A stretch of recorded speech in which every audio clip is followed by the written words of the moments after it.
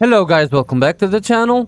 Today I wanted to make a video to give some tips to new players who are level 80. They finally got to level 80 and they want to get into the Heart of Thorns maps. The first tip is if you want to get to Heart of Thorns maps without doing the story, you can go to the Silver Race map. It's here, it's in Central Tyria. You can get to it through this map, which is Brisbane Wildlands. You can get to here, and when you get to this room next to the Amber Sandfall camp, you enter this room and you come here, and you can get to Verdenbrink, which is the first map of Heart of Thorns. Second tip is if you wanna do the story in order, but you want to get the mounts, you can actually do that. Like it'll take you like 20 minutes to get the mounts from the Path of Fire. If you have Path of Fire, you can do the story for 20 minutes. It won't be a big spoiler, and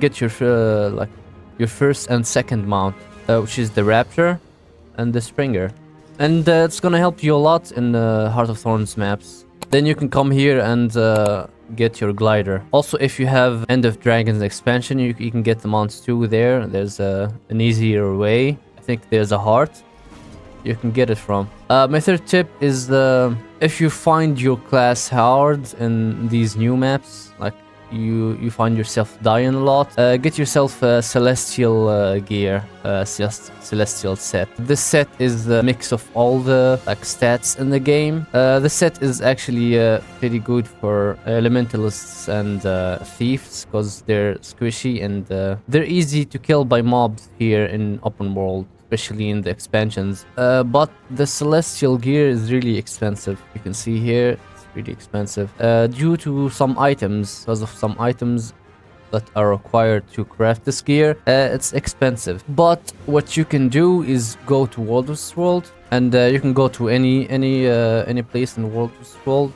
There's this big golem that sells you gear, and this gear is pretty cheap compared to the trading post, but you need some badges of honor, which you can get easily by following a commander for 15 minutes. You can get this gear and like choose the stats you want, including the celestial, which I have not here. So I have full celestial gear on my Reaper. This is a new character.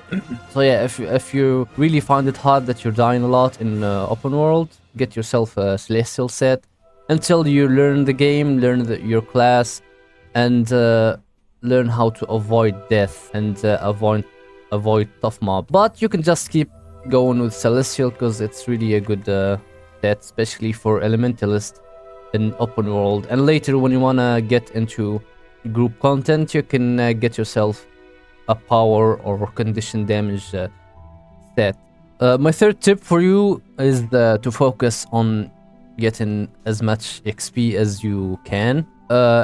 To unlock the masteries, use the points. Like you can get like mastery points any place in the game, and like in the expansions maps, you see them laying around. You can get to them sometimes easily, or you can look for objectives that give you mastery points. For example, if you go to Heart of Thorns here in the achievements, whenever you see like this icon, like the green thing, that means the objective that you're going to do are gonna give you a mastery point. For example, here, if you do all this stuff, you're gonna get a mastery point. Also the story. So yeah, you can search for easy task to get mastery points when you need them. You're gonna get them all eventually. Like you're gonna get more than you need eventually. But yeah, it's an easy way to look for mastery points. For example, here, straight and narrow strong box.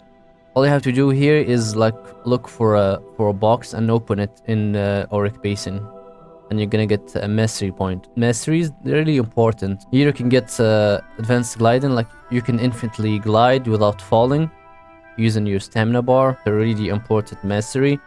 Focus on getting this one first. The other masteries let you like see NPCs in the world, or talk to certain NPCs to get items from them. Path of Fire masteries, most of them are just about mounts.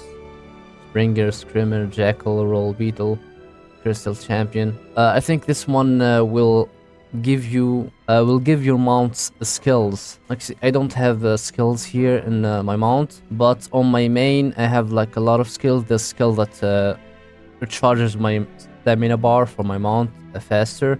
I have a skill that turns my mount invisible. I have a skill that let me jump off my mount so fast and glide. There's a really helpful masteries for mounts that support the mount, give them skills. And by the way, guys, if you want to get more XP, one good way is by using food, especially this one, Soul Mastery. It gives you 70 power and 15 experience from kills. You can use it along with any utility that you want, because utility give 10% experience from kills, and by then you're gonna have 25% experience from the kills you do. Also, you can come here. I'm in the PvP lobby. You can enter it easily by clicking here. You can talk to the laurel merchant. You can get laurels by buying them from the wizard's vault, by the way. Come to the second tab. Buy yourself an ascended amulet. 30 laurels is really a good deal for an ascended amulet. Buy this, select the stat that you like. Then come down and buy yourself an experience enrichment and put it in your amulet. This is gonna give you more 20% XP from kills. This is gonna help you a lot while you're leveling your masteries in open world or any place you want, except world vs world and PvP. Also, you can get a magic find enrichment here, but you won't need it right now. You can do that later when you finish all your masteries and you don't need as much XP as you need it now. Right to the next tip. Whenever you go to a map, just explore. Guild Wars 2 is all about exploration. Whenever you explore a map, you have a chance of getting a key and rare gear. Also, in expansions maps, you get this gift whenever you finish a map. One for Redden Brink, one for Orc Basin, one for Tangle Depths, and one for Dragon's Den. When you combine this gift, it's actually an item for a legendary weapon of the Generation 2.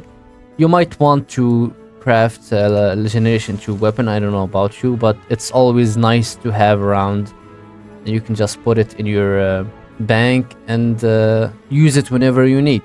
Now to the next tip. If you're trying to get your new spec, light spec, and you want to do it as soon as possible, avoid doing most of the Heart of Thorns hero points. If you don't know this, the hero points in the expansion maps give you 10 hero points actually, instead of 1 from the central area. But the hero points in Heart of Thorns are way harder than the rest of the expansions. So what you should do is just go to Path of Fire maps and get your hero points from there. It's a lot easier and simpler than Heart of Thorns map. But in the Heart of Thorns maps, there are some easy ones like this one. But yeah, a lot of them are just like hard champions that you can't solo or as a new player. Or like they're really hard to get and need some very advanced masteries. I really love the jungle maps in this game. They really did a great job as their first expansion. It's still, for me, it's still better than the rest of the expansions. Like the maps are really in depth with the aesthetics. You can actually feel that you're in a jungle. You feel lost. This is the first feeling you get as a new player. My next tip for you is to track down every map meta in Heart of Thorns and learn how to do them. Even after 3 expansions, Heart of Thorns metas are the most popular metas in Guild Wars 2, and people still do them all the time because they're that good.